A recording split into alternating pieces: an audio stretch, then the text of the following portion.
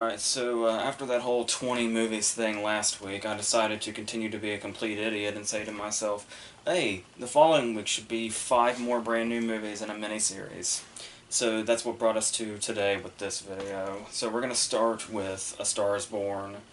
One of our first, well, I guess Black Klansman was the first one, but our next really big Oscar hopeful that's probably going to go a very long way in that race as the next few months come along. Also being Bradley Cooper's directorial debut, I believe.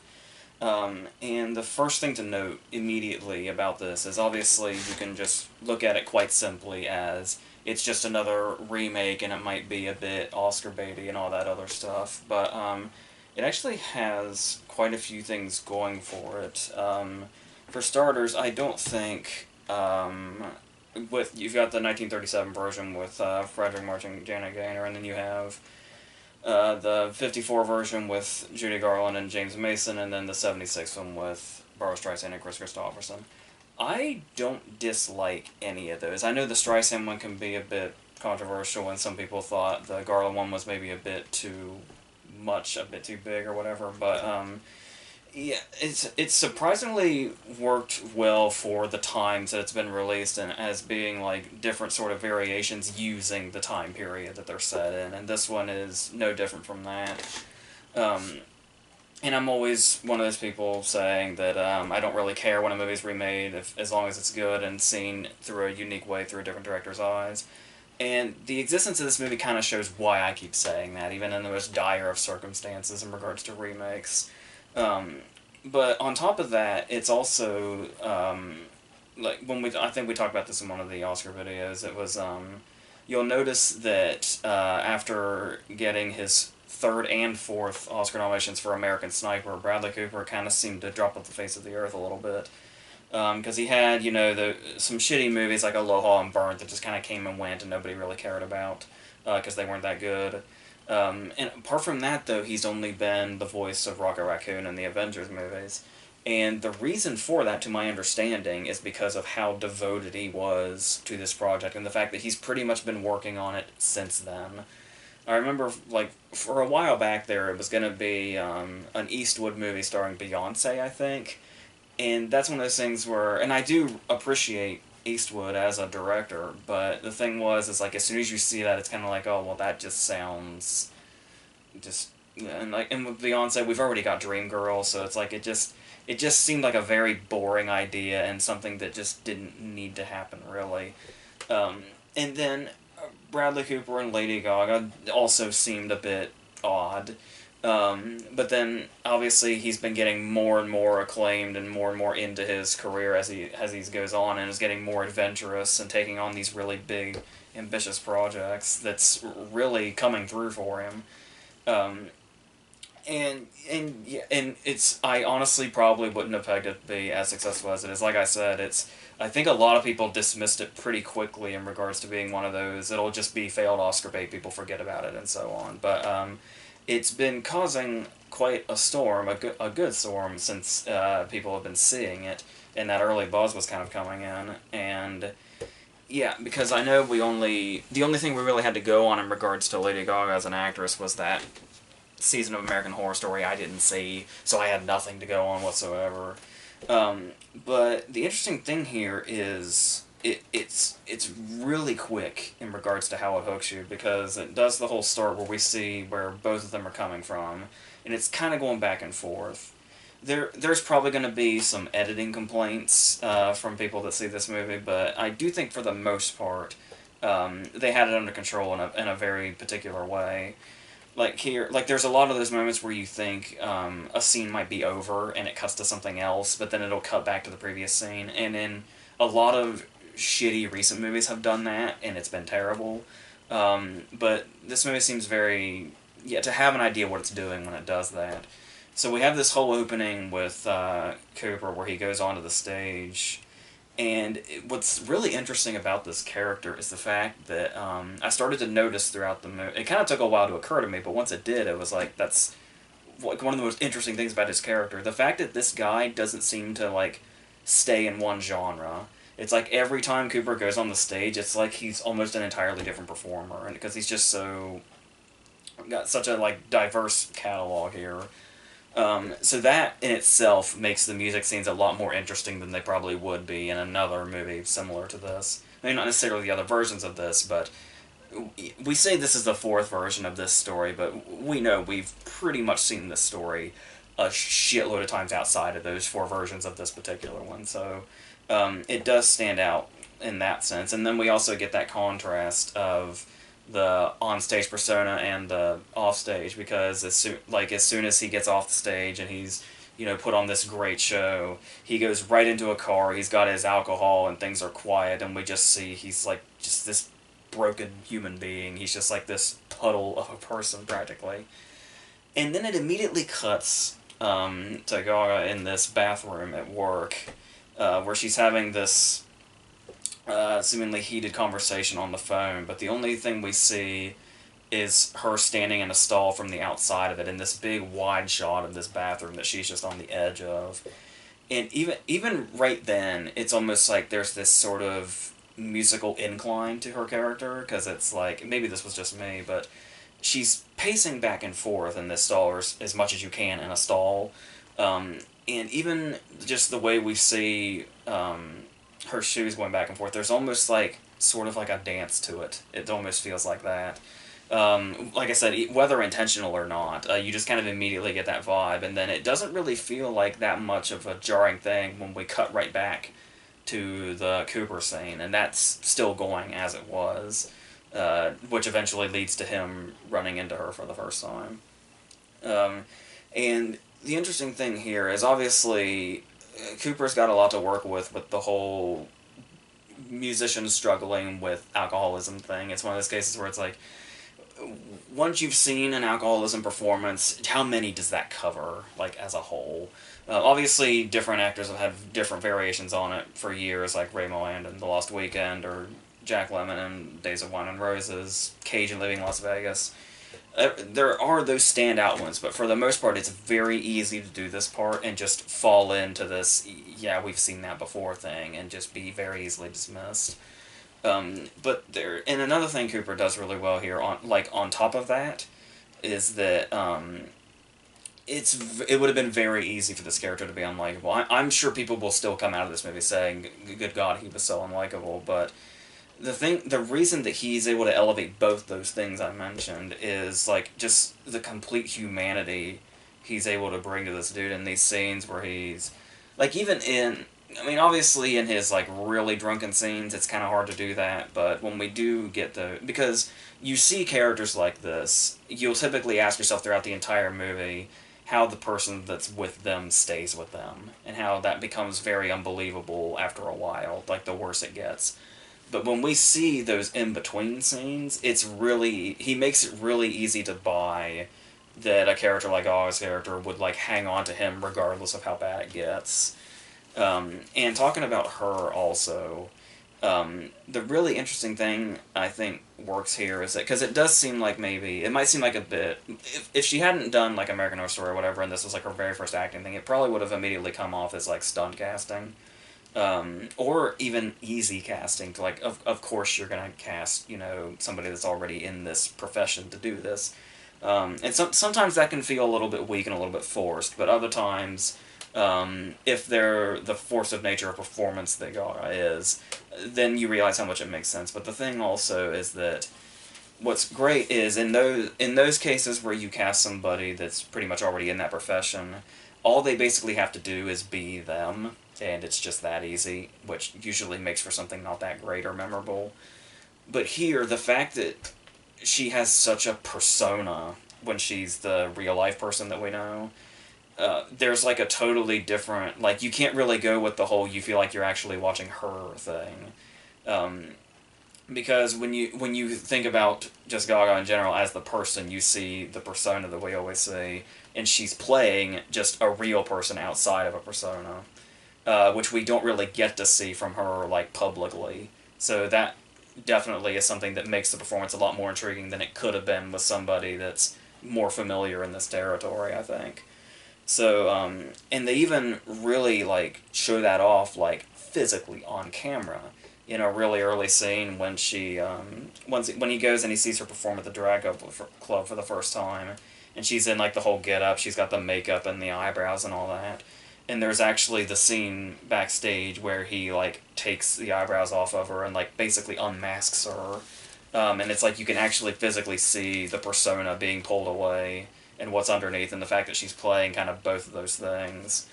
Um, but when we see her outside of the persona, there's like the really much like Cooper, just such a kind of humanity in it that just really stands out, and really between the two of them and how they both work that is what really makes this movie so high in this particular area that we've seen so many times before. Because really, I think we talked about this a bunch of times, but it's like really all it takes is really great performances in order to elevate something that you feel like is something that you know inside and out and really don't need to see again.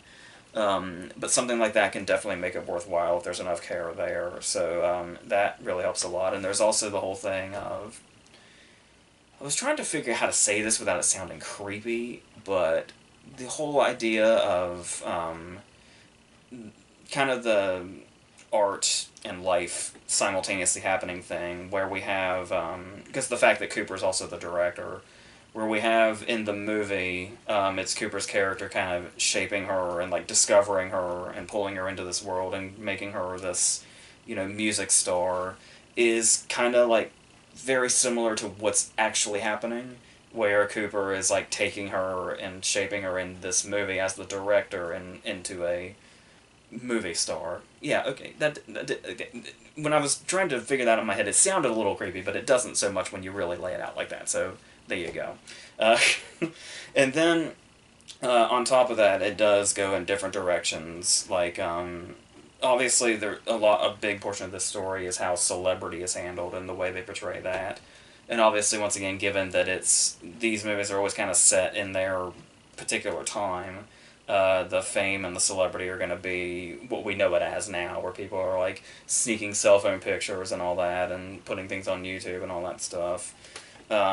People like just kind of approaching them for better or worse, and just the way they have to deal with that. And we sort of see the contrast of how much Cooper's character is just so used to this, how he just pretty much embraces it. And Gaga's like really, even before she's famous, she's like really defensive of him when people approach him or try to take his picture or whatever.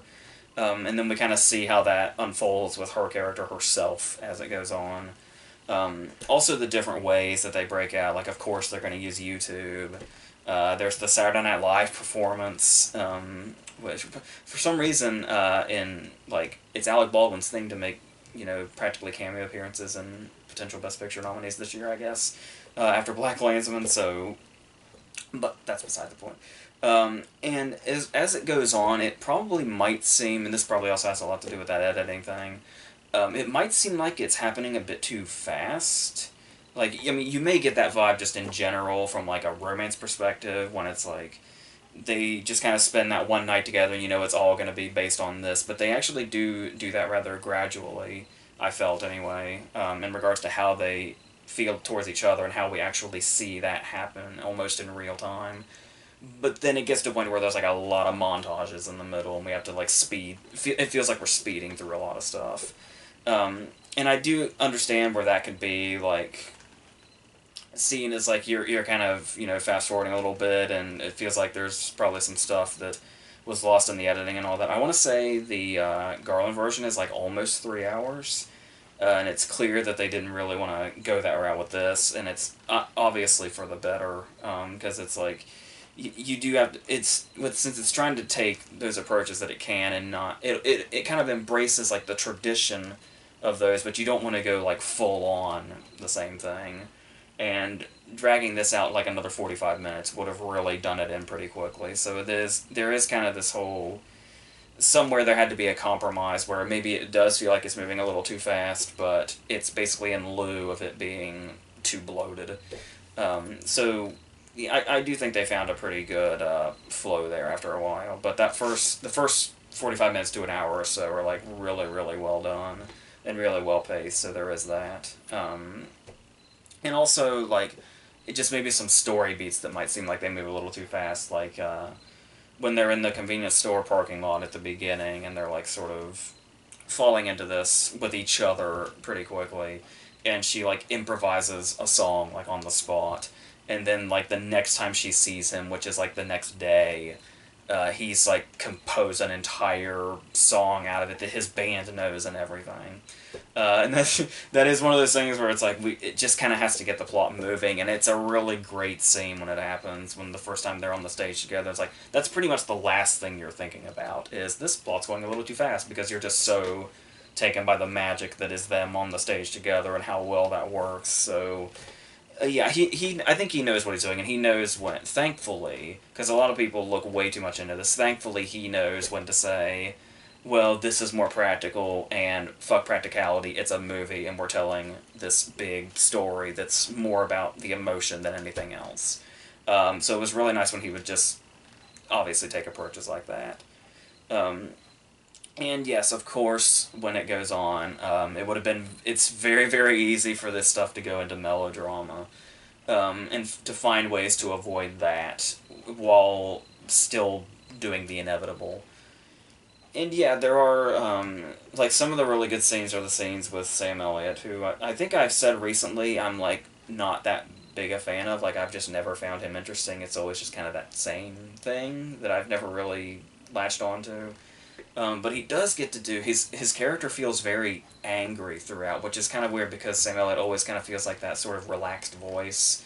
So to see his character so consistently like angry with his surroundings like immediately was really interesting and felt like something a bit different from him. And of course we have some of those dramatic scenes where they're like in each other's faces and they have like some really harsh words for each other. But it does feel sort of real between them for the most part. You can feel a movie working a little bit, but for the most part, there's a scene later on between the two of them that feels significantly more natural and downplayed that works just as well, if not better. So yeah, I'll probably talk more about him in regards to like award stuff when we do that next video at the end of the month. But in the meantime, yeah, and then there's also the stuff like where you kind of go into that sort of dramatic territory, like when you get all the sort of philosophical stuff and the stuff about fame and all that, like just these monologues or whatever. Like when he goes to see Dave Chappelle, and the thing here, well, not necessarily goes to see Dave Chappelle, but passes out in front of his house. Just I don't know if he meant to do that, but and then he and Chappelle have this little dialogue about the basically fame and all that and the cost of it, and obviously there's a clearly intentional casting choice in Dave Chappelle there, where Dave Chappelle went through that whole thing in real life where he like just basically had to abandon fame for however many years it was, and how it all just kind of seemed to come down on him, and like it was getting into his head and all that, and the way people were trying to like manipulate what he did and all that. And so to hear a monologue like that come from Chappelle, there is like a sort of another layer there of realism coming through that really gives the scene that particular push that it needs to not just seem like another scene of just the same old dialogue of isn't fame so terrible and stuff like that, or don't you use it's good as long as you stay in control of it or whatever. And just kind of the interesting casting choice in general of comics, because obviously Gaw's dad is played by Andrew Dice Clay of all people, and somebody I had no idea was in this, and they're only in it for like 10 seconds. When they go to like a church or something with Chappelle, and Eddie Griffin is there. I can't remember exactly what his character did, because by the time it even registered, holy shit, that's Eddie Griffin, he was gone. But that was interesting, and I'm not quite sure where that might be coming from, or if it's just a coincidence that he went with comics for these few parts, but yeah, even so, it's fine, but there's also that Chappelle scene, though. That might be one case where the editing is kind of like, I'm not quite sure what it's doing. It does feel like, that's a particular scene where it feels like it's sort of cutting all around, and it feels like there's chunks of it missing, and Gaga can just appear and disappear and whatever. But that's short-lived, so whatever.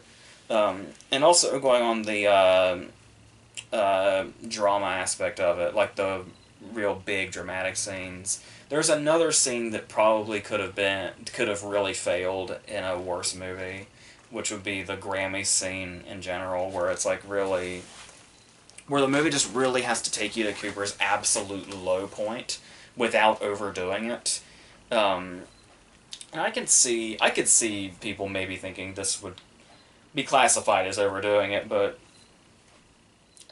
it just when you really lay down the choices that could have been made here, it actually does kind of work in regards to, like I said, just really trying to show him in this absolute worst place, but in a still kind of believable way. It's still very movie-like, but yeah, but it still has believable consequences and everything, so it's all good. In regards to consequences, it is kind of like, maybe some people might not like the fact that Gaga's character's run is almost maybe too smooth. Like the only thing that's wrong with her rise to fame is Cooper, and how much he kind of brings her down a little bit, because it's like those cases where, and it's sometimes it's like a bit of relief, and you really don't expect it if you know the full story. But once again, in a remake like this, you're never quite sure what different turns they're gonna make. But obviously, we've seen Cooper struggling with his alcoholism this whole time, and then there's one scene where like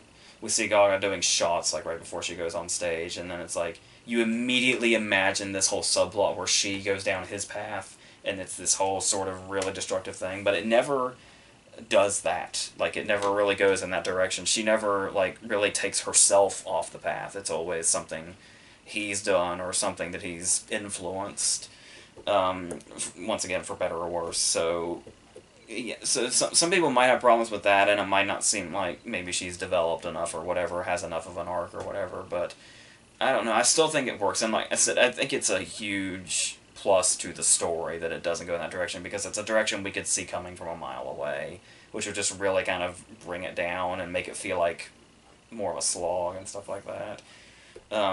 Though it does feel like, as we get more and more like montagey, it does get to a point where it what's driving them starts to feel thinner and thinner as it goes, and it does kind of, maybe, I don't know if it reaches a redundant territory, but it gets, like I said, it gets a bit thin there, in regards to where it can go and what to expect from it. But yeah, and sometimes it gets a bit, you can still kind of see hints of this is this guy's first time like really directing a movie. Like in one of the first scenes, Bradley Cooper drives by a billboard that just completely grabs us out of our seats and screams in our face, about where this might be headed.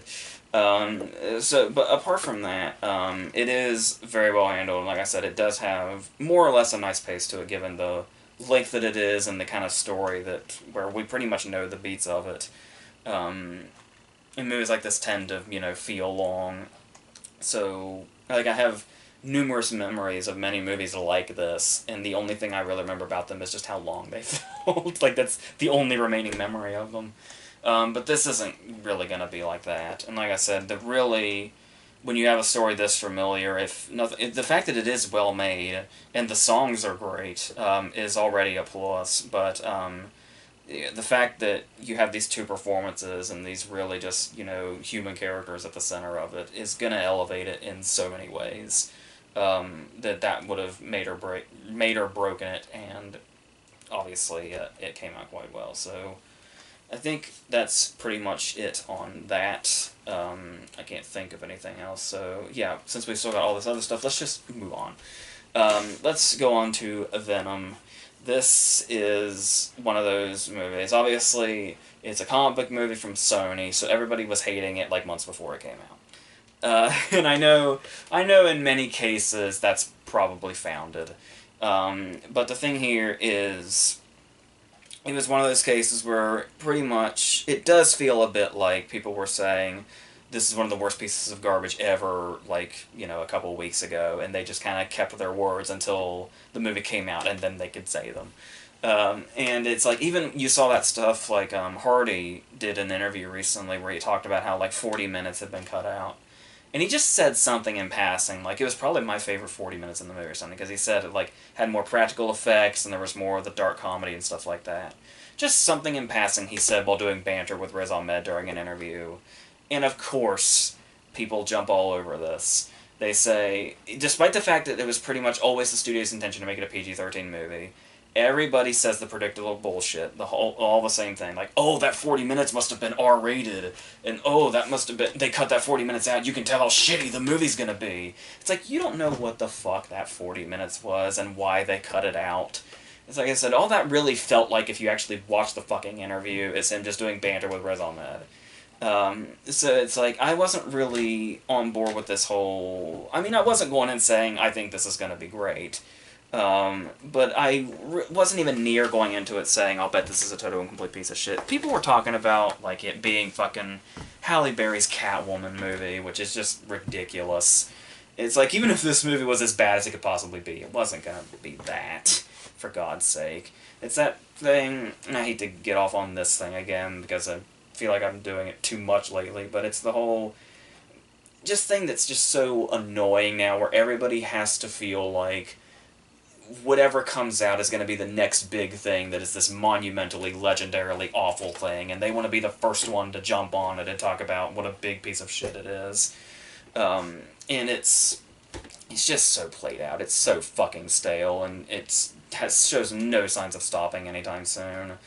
And it pretty much just falls right into that. So, going in, with the really low expectations helps a lot. Like I said, even if you're not one of those people that was just going to hate on it anyway, you're still probably going in with low expectations, just because there's hardly a choice. But it's, and obviously, if you're as big a fan of Tom Hardy as I am, there's going to be a little bit, especially, I think some reviews even came out and said, like even the worst reviews for the movie are saying, like, it's worth seeing for Hardy, at least. Like, at least, maybe it's not, the best rendition of the character or something, but he's going to be fully committed anyway, as he always is. And I sort of like the way they, introduce the character. They have this sort of flashy way of showing him the kind of reporter he is and all that, and how, into his job he is, and just how willing he is to really go deep, which is what gets him in trouble eventually. And yeah, but I mean, it does also go in some really obvious directions, like as we go through just his normal, regular life before anything hugely terrible happens. It's basically just the revenge setups. Like, he's just gonna run into a bunch of shitload of people that make his life miserable, who we know only exist so that he can get revenge on them when he's, Venom. So there's a lot of that, and it's one of those things where the movie introduces something that, instead of, causing intrigue or interest, it just kind of makes you wait for those moments, with really nothing in between.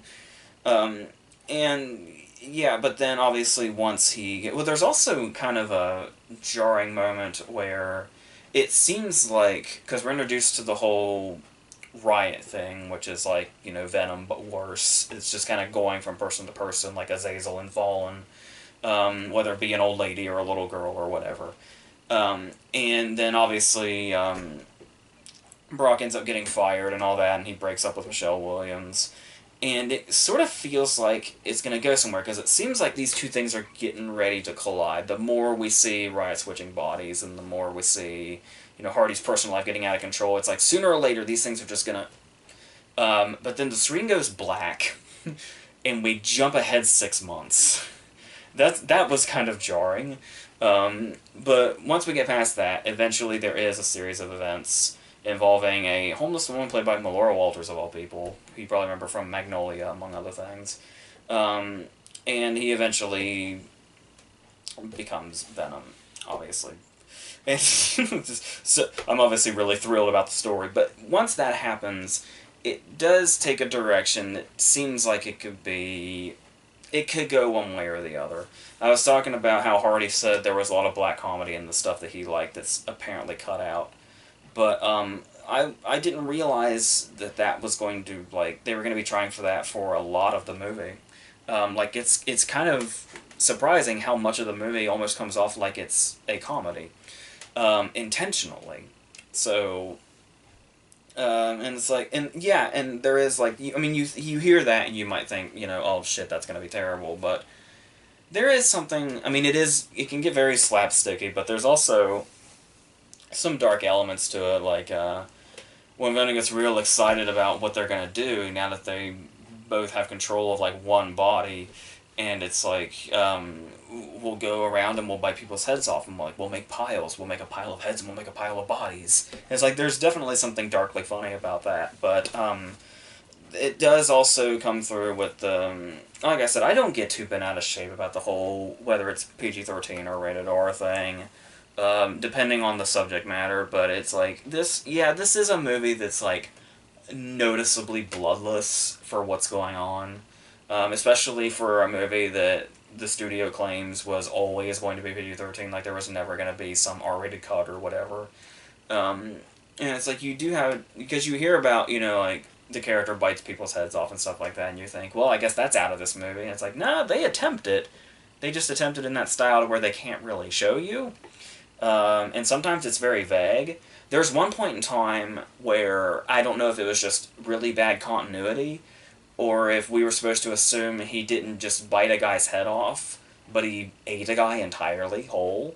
And, like, the fact that you can't tell the difference between just biting a dude's head off and swallowing him whole, means there's either something wrong with what you can and cannot show, or just the editing in general. So, every now and then there's something like that. But, like I said, one thing that does make it come through is just Hardy's absolute commitment.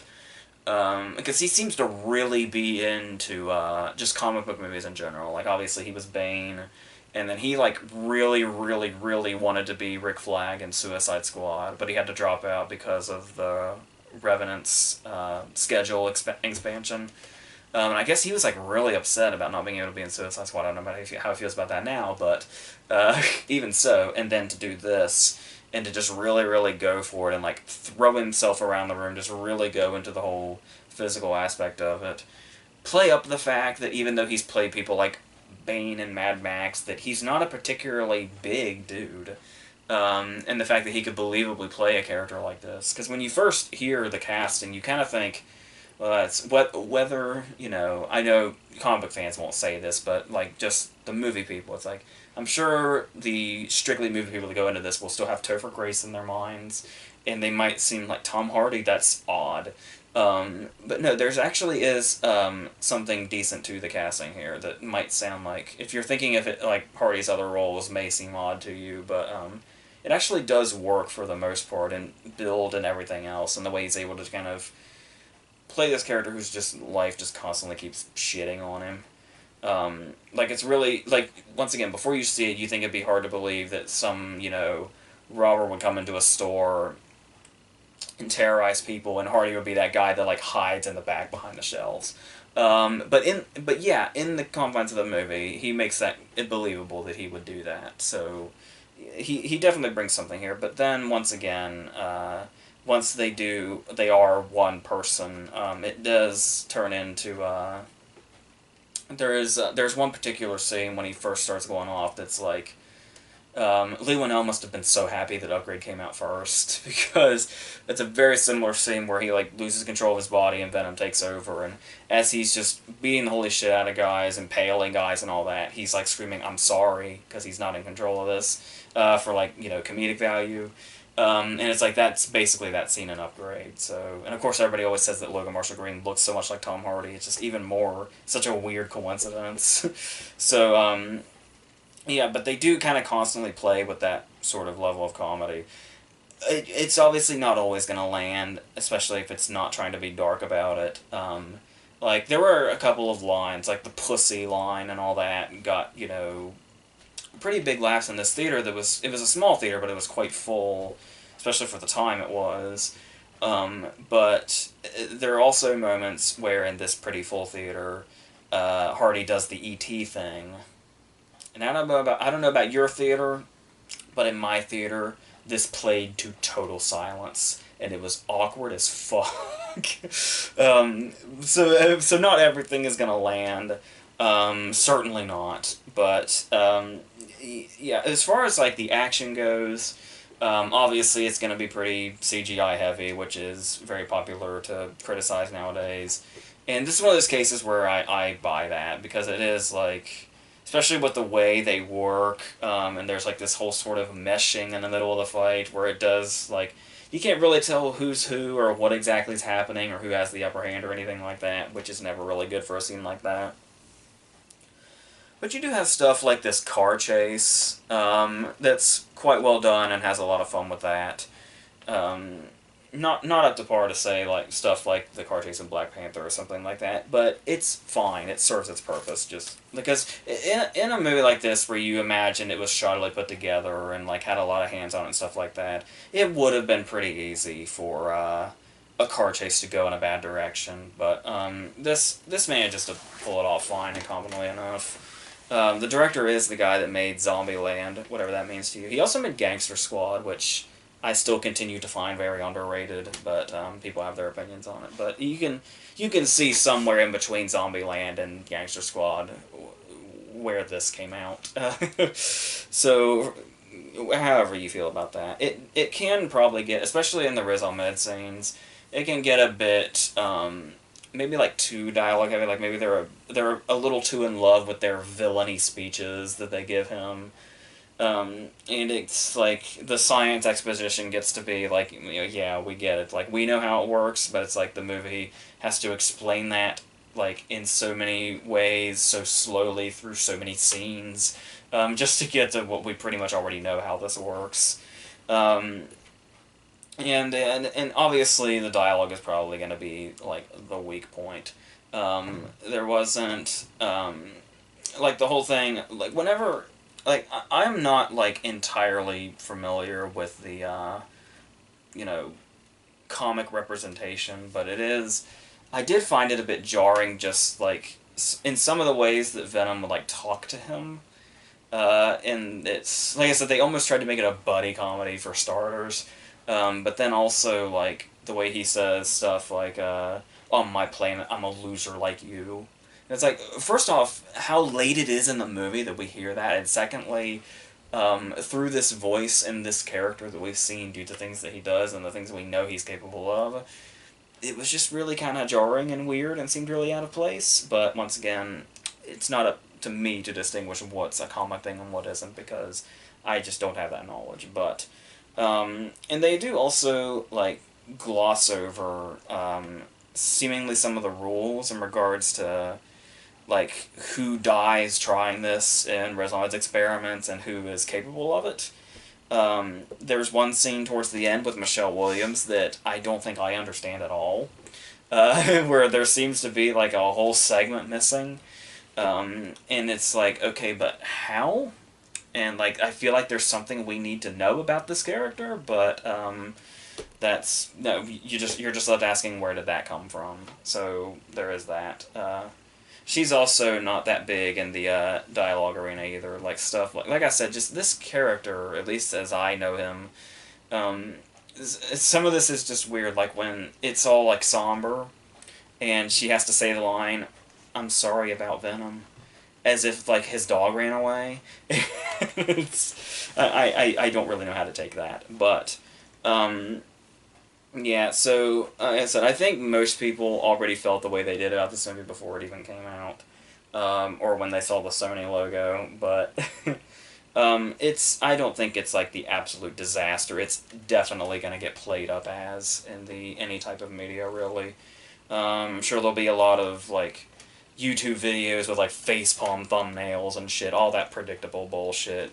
People spouting off all the stuff they assume people will want to hear, and people will want to hear because it'll have their previous expectations validated for them, and they can feel like they just called what this movie was and feel better about themselves, I guess. However long that lasts, I don't know. But I'm probably picking a fight with the wrong crowd. These are the comic book people. So, hopefully, now that I've insulted probably a lot of people, let's go ahead and move on to a mini-series. Obviously, I've chosen just to do this the way I did Sharp Objects, where instead of doing it episode by episode, I'm just doing it as a whole sort of thing. Like, just as a one whole as opposed to the 10 episodes that it's in. So this is from Cary Fukunaga, who obviously has been involved in a number of things and not so involved in some other things. He's obviously this is going more towards the first season of True Detective, where he tackled this format before and where he really made a name for himself pretty quickly. And it's this. I really wasn't quite sure what I was getting into. I kind of just started it only knowing it was Jonah Hill and Emma Stone. And I sort of got like maybe an Asylum vibe from the title, but that's not really what. Not really. It's definitely sort of, it's set in like this sort of Philip K. Dick style future, and they do the whole. Emma Stone is a drug addict, and Jonah Hill has schizophrenia, and they're both sort of lost in this sort of empty world where everything is just. You've got stuff like friend proxies, which are just these people that you can basically hire. It's basically like hiring an Uber driver, only you basically hire them to act, if not just as a friend, but sometimes as actual people also, and they have like a whole research thing that you give them. There's this whole segment in the second episode, I think, of this dude playing chess with like an animatronic koala, and it's like it basically seems to be this world that is basically built itself around people being isolated and not really communicating with other people, at least in a natural way.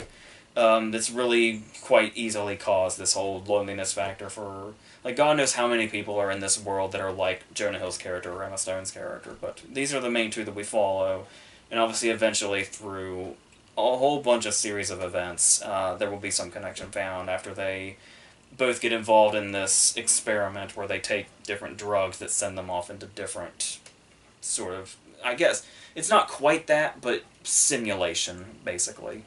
Well, no, that's kind of exactly what it is, but it's drug-induced as well. And so, yeah, this gives us the opportunity for them to do all these different things for each different phase of this experiment, which basically turns it into, like, its own sort of cloud atlas, where it feels like at any point in time you watch it, or like any particular episode, you might as well be watching some self-contained thing in an entirely different series. And like, or these things could be like their own individual movies or whatever, where like they'll be, every time they go into this, they're going to be a different character. They might have a different look. They might have a different accent.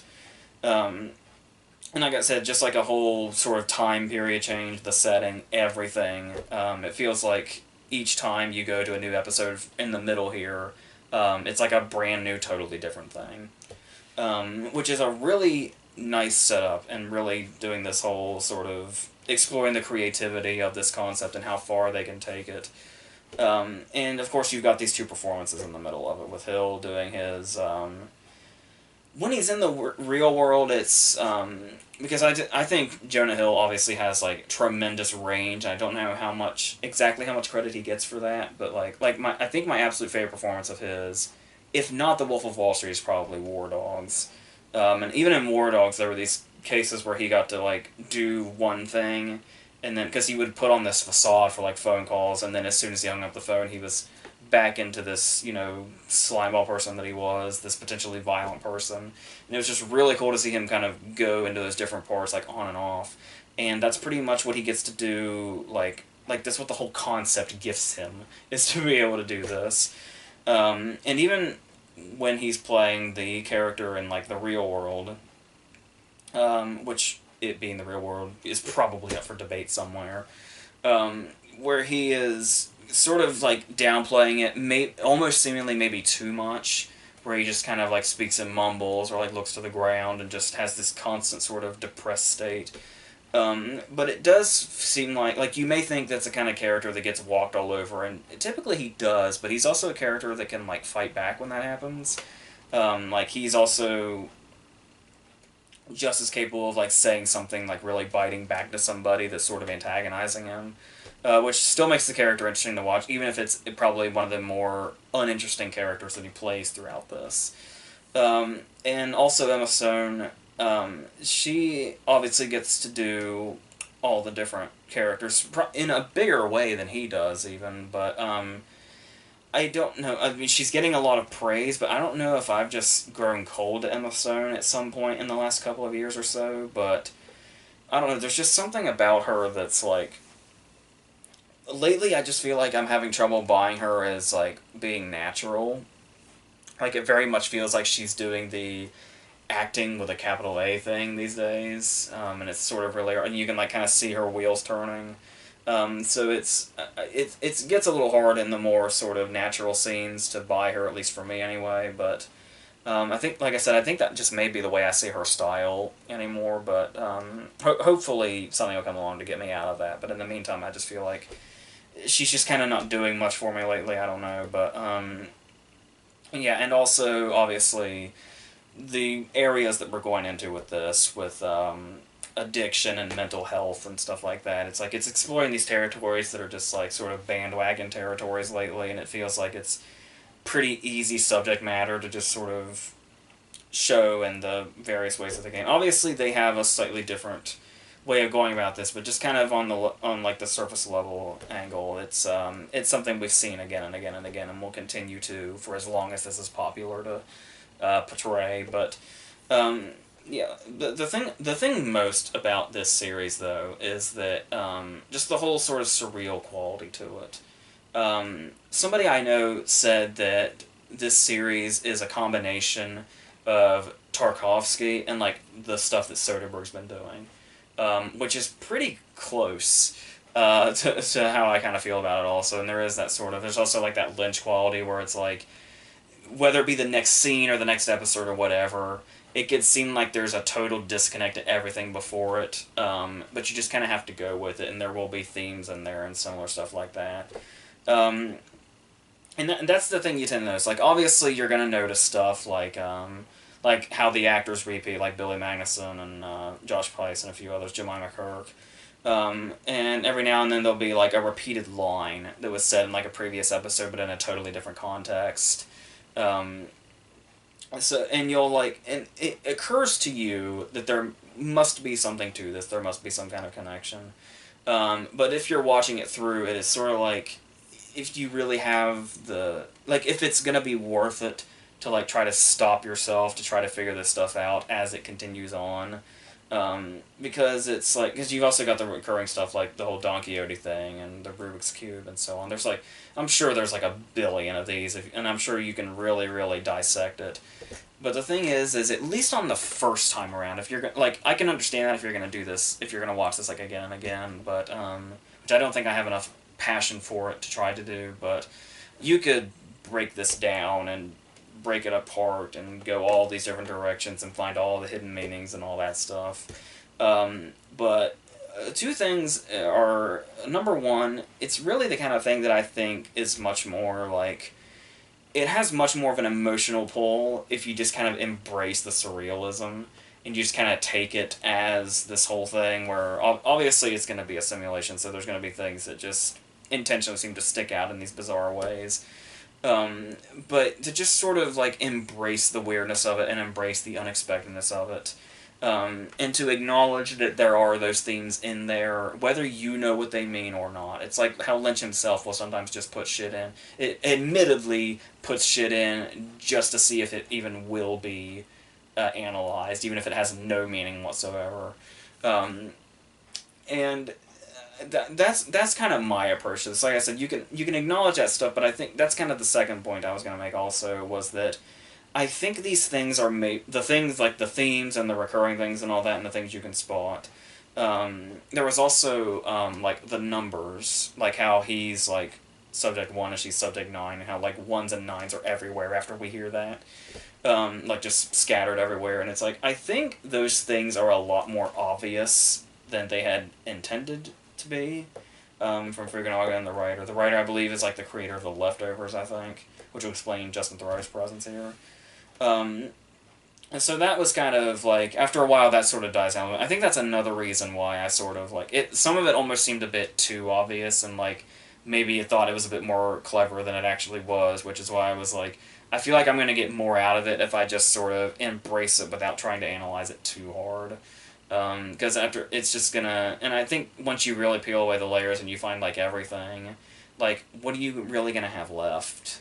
So it's like, I feel like what this brings, like just sort of as a feeling in general, as opposed to something to decode, gives it much more of a sort of value as you watch it. But maybe that's just me. And it does sort of like, because some of those things seem so obvious, it does kind of make you wonder about the whole idea of they were so, like, if they got so caught up in, like, the production value and how great and detailed this future is, and how good it looks, if some of the themes maybe didn't get as much hard work put into them as, like, the production design did. Um, and yeah, and there's also the at the center of this, it's all about the connection that Hill and Stone find amongst these different simulations, and that's really where the core of it is, and where the really the most interesting aspect of it is, and because there is something like really potent there, regardless of how uneven the performances might be sometimes. Um, and there are moments where, and this is a credit to Stone, that would be in, what is it, the second or third episode, when we see the full flashback of what happened to her sister, and how after we see that, her character could have just been, like, unlikable to a point of no return. And it's like, it would have been very difficult. It was very difficult to like her when going into the next episode after seeing that. But then as it goes on, and the way she deals with this, and the recurring Julia Garner character, it does start to, have a real something. We start to see the real tragedy and how much it's consumed her and how it got her to where she is now and all that. And it does come through relatively nicely and work fine, so that's really where the core of the whole story is. But the main thing here I noticed was that it did start to wear a bit thin, like, kind of in the middle. Like, I started to feel like I watched 1 or 2 episodes a day over a period of time, and I was never really aching for the next episode. Like, I would just start it, and once it would start, it'd be like, okay, and I would get back into it. But in between episodes, it was just like, I could have done anything else, really, and I wouldn't have been, like, aching to know what the next episode was going to do. Which is interesting, given just how, unpredictable the directions were. You would think that'd be, like, the main selling point, is how badly you want to get to the next episode, but I just really wasn't feeling that. And I think it started around, I think episode 6 probably, which was easily probably the dullest episode, where we get, most of it seems to revolve around the relationship between Sally Field and Justin Theroux, who are both really good, but it is just, like, the whole mother-son sexual tension thing is, like, I mean, it's weirdly amusing for a little while, but then the way they just drag it and drag it and drag it just really brought that episode down, and just made it sort of a slow spot. And it also starts, the more time you spend in the simulations, it's like, the duller the lab scenes were when we would cut back to them, I thought anyway. And then we get to, like, episodes, was it 7 and 8? Where, like, Gabriel Byrne was the crime boss and all that. And they were, like, the elves. And it's like, I felt like episodes 7 and 8, because they were also kind of short. Like, I think episode 7 was on, like, 25 minutes or something, when the others are closer to 40 and 45 minutes. On top of that, made it really feel like 7 and 8 could have been cut down and just made into one episode. So you can see in there where it kind of seemed like it was being dragged out a little bit. So that's not to say, though, that I would not watch, like, I'd watch an entire movie of Gabriel Byrne, the inept crime boss. I really would. So, yeah, but overall, I do understand, like, I like where the ideas are coming from, and the fact that somebody would make something this ambitious and this big, and really try to do all these different themes and ideas. Like I said, even if they do seem obvious, you have to just kind of love the fact that people are making stuff like this, that really expand the creativity that you can do with these certain things, especially if it's like an outlook on a future and stuff like that, and the way things could become and all that. So yeah, but it's not something I was, like, totally in love with, but it was relatively easy to get through. It just had those dry spots, but like I said, with something that just tries to go this deep, I really feel like I should be more passionate about it when I'm just not. So yeah, but it's fine. But I don't think I'll be revisiting it or anything. So yeah, let's go on to A Simple Favor. Brian De Palma by way of Paul Feig, which was bizarre. I really wasn't quite sure going into this, like, what they were going for. Because when I first heard, like, I saw the first poster, I had assumed it was just a comedy. But then the more I heard about it, the more I was like, oh, so this is like a legit thriller. And then after watching the movie, I'm just not fucking sure anymore. So, obviously, our main character is Anna Kendrick, basically doing her Anna Kendrick thing. I know, like, I get on people's cases for saying that when people play themselves in a movie, and how I don't really think that's a warranted criticism for anything, but I mean, this character acts a lot like Anna Kendrick does in real life, doesn't she? Like, a lot.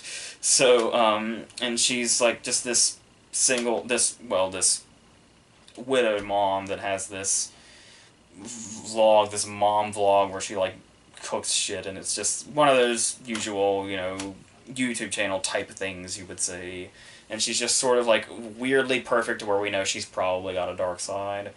Especially when she meets Blake Lively, who's definitely got this way about her that's sort of in a way, like, the Kendrick character might envy a little bit, where she basically doesn't take anybody's shit. She'll basically walk over anybody.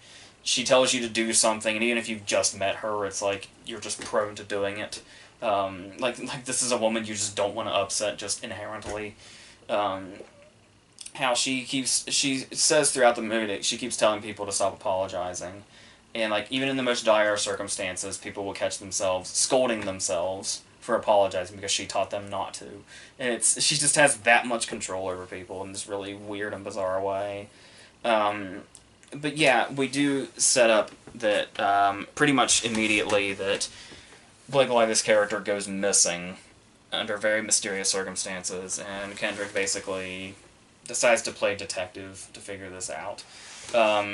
And one of the more mysterious characters in the movie is her husband, who is Henry Golding from Crazy Rich Asians. And then this sort of whole... what you expect from thrillers like this, those things happen, and things get weirder, more twisted, and have all these different turns in them. One of the things right off is the fact that Paul Feig directed it. He also did a movie, I think, called I Am David from a while back that was like this sort of Holocaust drama. This seemed like an odd choice for him, because obviously he's done like Bridesmaids, The Heat, Ghostbusters, Spy, that kind of stuff. And he's like, I'm not the biggest fan of those movies except for Spy, but just in general, he's a very, very funny guy. He's easily the funniest character in Heavyweights. And so to take on a movie like this, you sort of wonder if it's going to be like, if he's trying to go full thriller mode, or if he's going to his actual style is going to peek out for a little bit. And it's definitely the latter, in kind of all the wrong ways. Because it's one of those cases where when it starts off, it's pretty much playing it straight as it goes on. But the thing is that even when it's playing it straight for like a really long time, just the way some of the characters act, you just kind of... it always feels like it's on the verge of being a comedy. Like, it's like one small, tiny little punchline away from being a comedy, straight from being a thriller that's playing it straight. Not so much a thriller yet, but you can tell it's the setup to a thriller. And it's... for a lot of the scenes, you just kind of keep sort of expecting a joke, which is definitely sort of taking out any sort of potential suspense that could be building here, that you typically do in movies like this that have these sort of slow starts, because you're just kind of waiting for stuff and you're trying to clock the stuff that might be important, or it might come back later, or play a part in this mystery, or whatever. But you spend most of the time just kind of like almost on the edge of your seat waiting. It's like, this is very close to turning into a comedy, isn't it? Especially with this fucking guy, Darren, I think is his name, that they keep cutting back to, that is this almost worthless character. He's always there to, like, just provide this sort of comedy-like sort of area where it's like he's pretty much... he would be the comedy relief in pretty much any other movie that's... yeah, he'd be the bad comedy relief in some straight-to-video comedy or something. And it's one of those cases where he's found himself in these scenes, so you can't even tell, like, he could already be bringing comedy to this thriller, but we can't really tell because we're still in this area where we're pretty sure it's a thriller, but it can't seem to... it's still like it's flirting with crossing the line into another genre. which seems like it might be a fun idea to sort of jump around. Because with the way it's a mystery that goes in all these different directions, it's like every time it goes in another direction, it could potentially end up in another genre. But it's not as exciting as that might sound, and it feels way off balance and doesn't mesh well. And then, of course, you've got the Lively character here, and it's her character just mainly consists of saying fuck a lot, which really is not something Blake Lively can do naturally. It really doesn't feel like... it seems almost a bit too try-hard and trying to show just how hardcore her character is and how don't give a shit she is and all that. And it just doesn't... It's just not coming through in this natural way at all, and it's... Anytime her character was on screen, I became grateful that the movie was about her disappearing, quite honestly, so that did me a lot of favors, but then sometimes you do have these moments where right in the middle of this mystery, like when they're getting right into the depths of it too, like when Kendrick is like in full-on investigating this mysterious disappearance thing that could be going all these different dark, serious directions. They do just give us a full-blown comedy scene when she goes to see, I think it might have been the first Rupert Friend scene, who is the guy that she works for, Blake Lively works for. And Kendrick goes to investigate him, and while she's waiting on him, she has this back and forth with this receptionist that's like this whole comedy bit. And then she does, like, right after this, she goes over to a bench and does, like, a physical gag. And it's really weird and that kind of out of nowhere. Like, even though I was, like, saying, like, this is so close to being comedy, when it actually does happen, it still feels like it's from out of fucking nowhere. And it goes, and the thing is like, okay, maybe it'll start as one and then go into the other. But no, it kind of just flip-flops the whole time. To where after a while, you're not even sure which is which. And sometimes that can help, like, I guess most recent example would be Get Out, where it's like, you've got, like, the horror thriller aspect and you've got the satire aspect, but what Peele did with that movie, you can't really tell, like, those lines get blurred as the movie goes on, and, like, they could be both at the same time or one or the other, and the great thing about it is that you can't really tell. It's not really working here, so... I think it helps a lot because obviously satire is like a fine line in regards to showing what's real and maybe a slight exaggeration or a commentary or something. Whereas this is just comedy or thriller, and it's like you can, when they're trying to, there's hardly, at least in this movie style, there's no real meshing of those. Like you can tell it's going to be either one or the other, and they can be very poorly timed in regard to which one they choose for which scene, which sucks because, like, for a while here, like, especially after the disappearance, sometimes this movie is, like, creepy, but, like, in the effective way it's trying for. It's like, this is not a movie I expected to be creeped out by, but there are a few scenes that are, like, genuinely sort of chilling. And it's like, when you set that up, and the fact that Feig is capable of pulling that off, because he actually does a few times, it's like, well, why did you feel the need to revert back to comedy if you can do this? And it's like, it still felt like this sort of, like that Darren character, for instance, felt like a safety net for Feig or something, where it's like, I don't know if this is going to work or not, so I'll keep it light here, and like maybe we can always fall back on comedy. So if it doesn't work fully, we can say, oh well, if you thought that part was silly or you didn't take that part seriously, that was just the comedy. That's it. That's what it was. And it's like, it feels really like, I mean, like, if you're gonna do this, like, you know, really go for it. Like, if you're gonna do a movie that's like a straight thriller and have the Paul Feig name on it, you're gonna make people go, what the fuck? And it's like, can he do that? It's like, show people that you can do that, because I think that you can. Quite a few scenes showed that off, but yeah, it just kind of kept going back, so that's, yeah. And there's also a very frequently unfitting soundtrack to it as well, where, like, there's a certain point in time where something is revealed, and basically this is a moment of triumph for one of the characters, so they drive down the road singing along to a rap song, and it's like, it's yet another one of those cases of where the hell did this come from, and it just feels so random and out of place. It's sort of like you're a fear for a second, like maybe the audio of a different movie accidentally took over for this, and there's like an overlap here, and it's really jarring and really weird. Not to mention that it's kind. I mean, I mentioned that I do like what they were doing in the first hour or so. Like how that's where probably the movie's best moments are, but even so, it's got the pace of a snail for like most of the movie. It feels like it's very, very slow, and not in like the effective sort of Hitchcock kind of way, just in the it feels like we're taking forever to get somewhere here, even though it's yeah. Um, and maybe like too much time is spent on stuff that's not as important as some of the stuff that they almost gloss over. And then eventually, despite the fact that it's moves at a snail's pace for most of the movie, they still manage to make it to where we get a reveal, somewhere in there, because obviously there's going to be a reveal at some point. It's a fucking mystery, for God's sake. But the reveal feels like so abrupt, how they showed it, and like so anticlimactic. I mean, it feels like we're kind of getting in that direction, but just how quickly they confirm it so suddenly.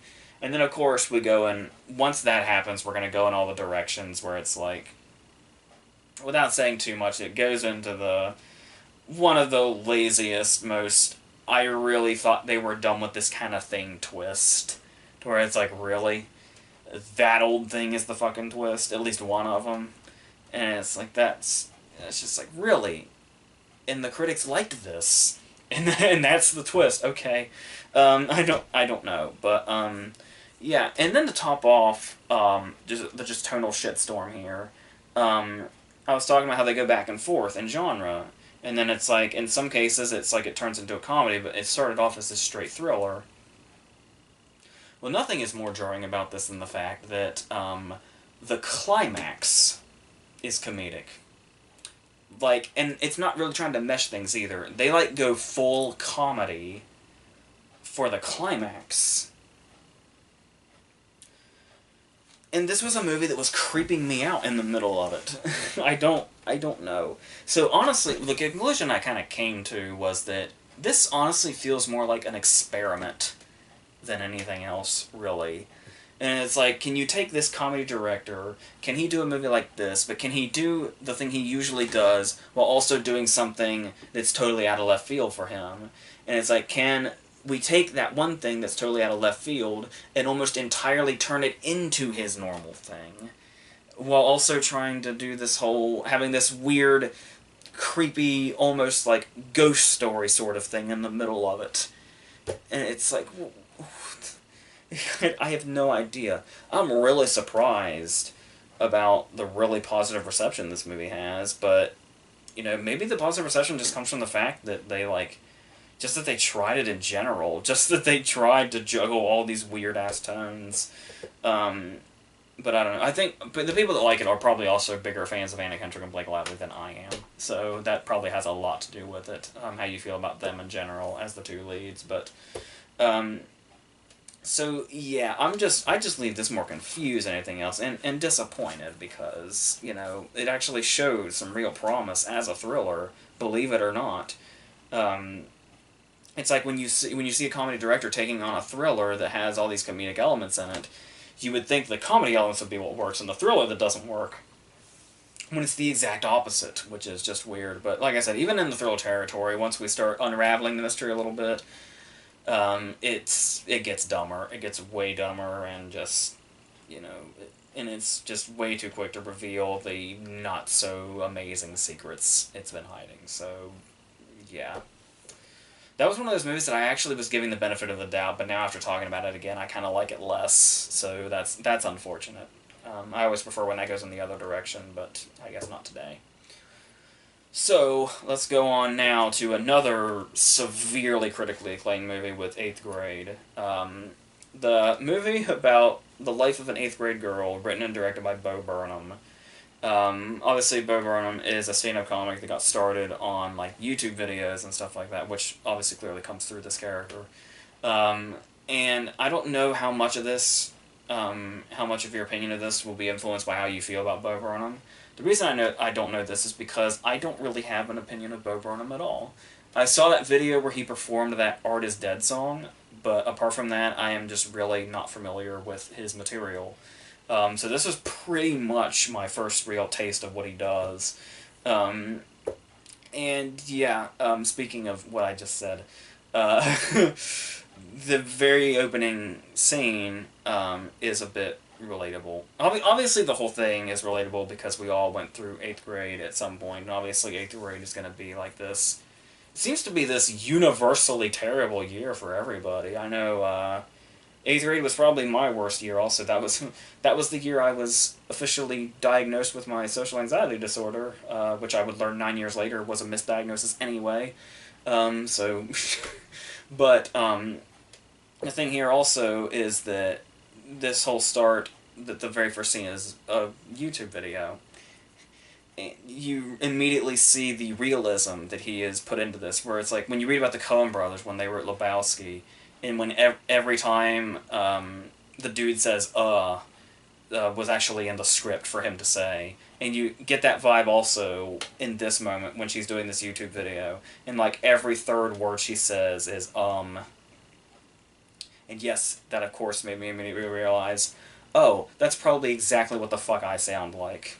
Because I can actually hear myself saying the ums constantly, and I sometimes try to repress them, but it almost never works. Like, even now that it's being addressed right now, I'm probably about to say it 20 more times, and I swear to God, if I do, I'm not even noticing at this point. So, there's also going to be you can hear me trying to repress them now.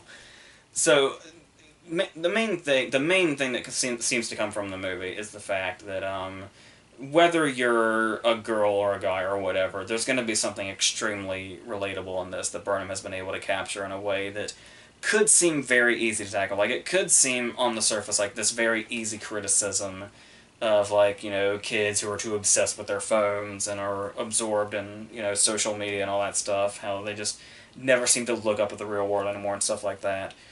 But what you realize when you know of Burnham's background in making YouTube videos and stuff like that, you realize that that's not the position at all that he's coming from. It's the exact opposite. It's like him basically writing about his understanding of where these kids are and how they feel at this particular time, which, like I said, in this particular, you know, way of basically in this cynical world of making movies, it's basically just trying to call people out or whatever. Sort of like I was with my Venom review, I apologize. there's just a real understanding of this and a real, like, you know, wanting to portray exactly where they're coming, and sort of like, I don't know if it's like an outright defense of them, but it's basically just to show an understanding is what it feels like throughout consistently, without there being like a break for any sort of like cynicism that is beyond cynicism that would be in an 8th grader's mind, really. So, and yeah, obviously, clearly throughout it, there's just going to be constant relatability, sometimes to, like, the most totally random things. It's like, this is pretty much exactly what I was talking about when I was talked about The Perks of Being a Wallflower last year. Where just, like, even, like, there's small things that may just be, like, these seeds in the back of your head you may have almost forgotten that will suddenly resurface because this movie will, like, trigger some memory or whatever. Probably more so in the sense, I figured there would be, like, inevitable comparisons to The Edge of 17, where it's like, when I first heard about 8th grade and it was described to me and I heard about all the acclaim, my first thought was like, you know, how can that possibly be any different from what The Edge of 17 already did?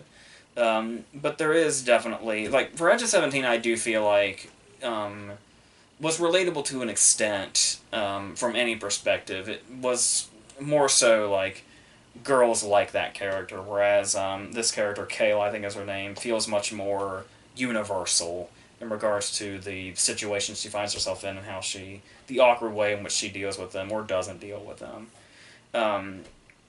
So you do have one thing that kind of got me immediately. It's just a totally random thing that Bo Burnham could not have possibly known. Was one of the names that's announced at like the very beginning at that assembly or whatever. The first and last name is the kid that lived down the street from me that that I grew up with on my street.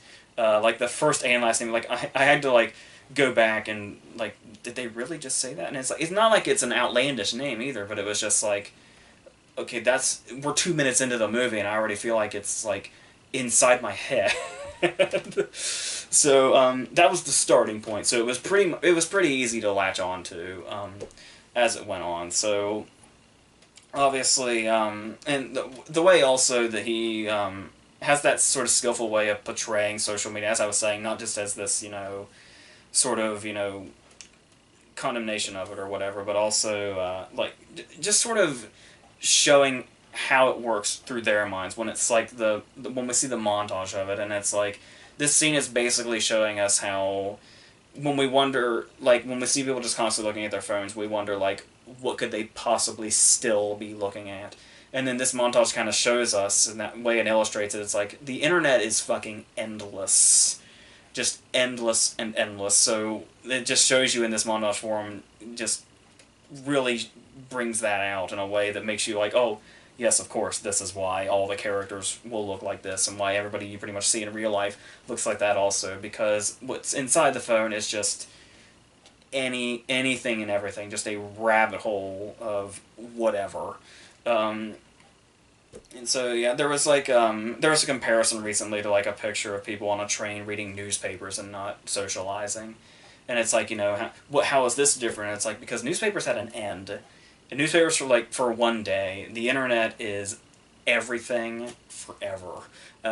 So I really liked how that montage actually brought that out and sort of illustrated that to say, this is why, pretty much. Or this is at least what they're seeing, in case you were curious. Which kind of helps to go inside their minds and understand, like, their current sense of humor and stuff like that, among other things, and how they see different things, the way they're portrayed online as opposed to whatever other way. So I do like the way that was shown. And also the realism that comes with the casting itself, where, like, everybody is actually, like, their age. Like, everybody's an actual 8th grader, because you do have some movies, like, movies that might cast, like, 16-year-olds as 13-year-olds, or movies that are, like, raunchy, so they have to cast somebody that's, like, over 18 to play somebody that's underage, but, like, you can tell. So the fact that he was able to just go for it, and, like, because there's nothing that, apparently he had no intention of this movie being R-rated. It was just, like, the language just barely went over the mark or something. But he very much intended for this to be, like, teen accessible. So that comes through in the way that he was able to make a story that's pure enough that he could cast just all 8th graders, and there's, like, no issue here in regards to, inappropriate material or whatever that might be. The stuff that usually comes into play that prevents people from casting people that are the actual age. And that obviously just adds a whole other realism that we don't realize until we see movies like this that we need. And then, yeah, there are those situations that come up, like the birthday present scene, where it's like this really potent shame and embarrassment. I couldn't quite relate to it, because I always cheated. Whenever I went to birthday parties, I'd do the cop-out and give them a gift certificate, so I didn't have to go through, like, praying to God that my gift wasn't shitty. But even so, not having felt that, that just immediately comes through, and, like, I so incredibly feel her shame and embarrassment as she has to explain what the gift is, and, like, nobody's interested, and she's just worried about moving on to the next one. And then it also has this way of going against expectations, which is another kind of thing I kept hearing the critics were saying of how, it just goes against expectations, and it's like, a cynical part of me was saying, like, well, how does it really, how many directions can you really go? It's like, how does a movie like this, like, subvert expectations or whatever? But yeah, there are scenes where you kind of think they're going to go in one way, and you sort of, like, almost immediately start to lose you, because you're like, oh, well, we've seen this before a million times. And it does end up going a different way, like when she decides to, she learns that her crush likes blowjobs, so she's going to figure out how to do this by way of YouTube and practice on a banana. So when she goes downstairs to get a banana, we're like, oh, okay, this is Bo Burnham's American Pie we're doing here. It's either the American Pie scene or it's the carrot scene in Fast Times. But, like, either way, it's like, we've basically seen this. But then they do find a way to make this something totally different. And something not even sexually themed, interestingly enough. Like, it's like a double turn on this, what we're expecting. So that was a really clever scene that I really liked. And then there's also the stuff, like, the character Olivia, who is the older girl that she, like, befriends, that's, like, very welcoming to her. And it's like, this girl is, like, so incredibly nice to her, and, like, so incredibly open, and so, you know, inclusive of her. Because we've seen other movies, we're, like, waiting the whole movie for Olivia to turn out to be a piece of shit, or to have, like, an ulterior motive or something. And once we realize that it's just going in those different directions, or just being much more simple than we think it's going to be, which works really well too. So that's like where you don't always have to go like the really big route. Like there's a lot of moments where if there's like one criticism I can throw out there, I guess it would be that the score is overbearing. But I know that's also kind of the point, because it's like the whole idea is that when you're in 8th grade, like the smallest problems are like basically the world ending. So it's like even these small things have like this really big dramatic music and stuff like that, and it's like that's the whole idea, is that there's really no big problem because the small things basically feel like the big problem to, you know, these characters. So I like the way that was handled also, and how there's no real big like there's no like one conflict or anything. It's just more of like just sort of following the character and just going basically how you have to live through 8th grade without losing your mind. Just go from moment to moment and embarrassment to embarrassment, and then just take it a step at a time. So yeah, and it also has something that it has a heartwarming dad scene that, believe it or not, may actually rival the heartwarming dad scene we saw earlier with Josh Duhamel and Love, Simon. So it's like they're doing those really well this year, the heartwarming dad scene. And there is, I think Josh Hamilton is the dude that plays the dad, where he's one of those characters where we think he's just going to be like the background dad that does the whole, you know, trying to engage or trying to be a little cool or whatever, or may do something like unintentionally humiliating to her, but it still feels like everything, even if it feels like a type, he still finds a way to make it feel very real. Which is really the movie's big achievement, and how I can totally understand all the, you know, big acclaim it's been getting. So I didn't like totally completely fall in love with it, but it's rarely the kind of movie like I do fall in love with. Like I said, like the only movie I could really compare this to that's something I'm really in love with is something like The Perks of Being a Wallflower, but shock surprise, that one's about a guy, this one is about a girl. But even so, like I said, this one is much more universal than it might seem, even if an 8th grade girl is the center of it. It's still surprisingly relatable to most people, but obviously I'm sure girls even more so, particularly like the bathing suit scene and stuff like that. That whole kind of fear that we've seen in like a fair number of sitcoms, but he still has that way of doing it, that the way this character handles it is, you know, what we're more interested in seeing, as opposed to just saying, oh, we've seen this before. So yeah, that really seen that. So Elsie Fisher, I believe is her name, is like really brings something to it, and is really probably gonna break out in a nice big way. So, oh my god, we finally reached the end of this. We just gotta talk about Smallfoot for a couple of minutes. So honestly, I didn't really think much about this one way or the other. I think for a long time it was called Son of Bigfoot before it finally changed. And Smallfoot does stand out a lot more. It makes it sound like it's going to be more of its big thing. So, the Son of Bigfoot sounds almost like some failed Disney live-action movie from the early 90s or something. But this very much is just another, you know, big, you know, colorful, animated kids movie with a lot of slapstick and all the celebrity voices and stuff like that. Like Channing Tatum or Common or Danny DeVito or James Corden, but then of course the newer people like Zendaya and stuff like that. So you kind of just go into it with this mindset of, I probably know exactly what to expect out of this, and that's probably pretty much what you're going to get. But it might have a surprise or two that you might not be expecting. It is like, the overall look of it is not exactly particularly unique. I think I heard some people comparing it to Storks, actually, which might sound weird, but it actually, in context, kind of makes a little sense. But for the most part, like the characters, like the Channing Tatum character and the Danny DeVito character, pretty much look the same. But then they run into others that kind of look like this mixture of um, the Who's and the Trolls from Trolls. Um, the Who's from movies more like the new Horton Hears a Who or something like that. But so yeah, it kind of has a basic look to it more or less, even though the animation is more or less pretty lively, especially with a lot of like distant shots and going forward stuff like that. But overall, it does still have a pretty generic, look to it that we've come to know in animation more or less. And of course, like I said, one of the voices is James Corden, which is everybody's favorite voice actor, I'm sure, after Peter Rabbit in the Emoji Movie. Oh my God, yes. But there is an interesting sort of story here when they discover each other, and the whole concept of the fact that Yetis see humans the way humans see Yetis, also, where it's like they're not even sure if humans actually exist or if they're just a myth or all that. It's like when he first sees James Corden's character, who is human, and he goes back to tell his little village, nobody believes him. And then the really cool idea of having them not understand each other, which I think is a lot, like, breaks down a lot of the stuff that normally makes kids' movies kind of boring, where it's just the characters sort of going back and forth, and there are these, boring-ass conflicts or whatever, all these exchanges.